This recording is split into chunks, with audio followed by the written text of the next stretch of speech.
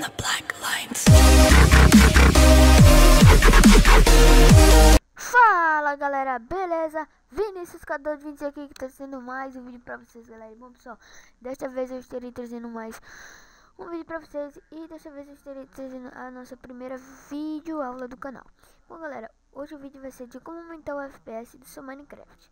Eu acho que só funciona no pirata, beleza galera? Então, primeiramente vocês vão abrir o seu launcher do Minecraft. Aqui no botão iniciar, computador, vão vir em propriedades. Deixa eu vir aqui, ó, vamos ver, 4 GB, utilizável 2,7 GB. Então, vocês vão gravar isso aí. Vamos lá no Minecraft, vamos em Edit Profile. No seu aqui, galera, vai estar 1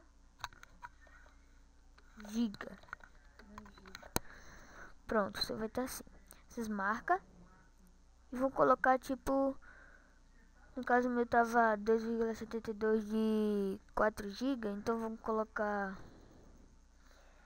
1500 megas. Save profile e vamos dar um play.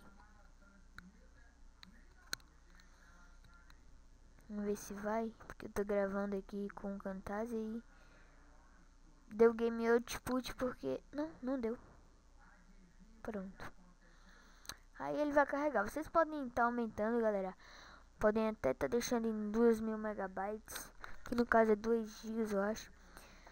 Aí, tipo, não vai dar. Porque tem que ter o espaço livre de memória na memória RAM, pra colocar isso aqui. Então, tipo, vocês vão fazer a segunda coisa. Vocês vão entrar no mundo aí. Não, vocês não vão precisar entrar no mundo. Então, vim aqui na barrinha de tarefas.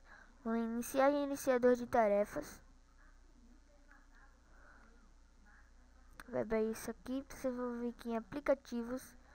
Vão dar um botão direito nele. E ir para processo. Ele vai ter esse javaw.exe. Vocês vão dar o botão direito. Definir prioridade. Tempo real.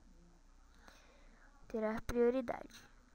Pronto. Agora aqui no de baixo. Vocês coloquem todos. Beleza? Que tiver aí. Terá prioridade tempo real. Pronto. Terá prioridade. Pronto, galera.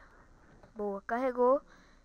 Beleza, agora a terceira coisa para vocês fazerem para aumentar o FPS do Minecraft é o seguinte. Vocês vão aqui na área de trabalho, dar um botão direito, personalizar.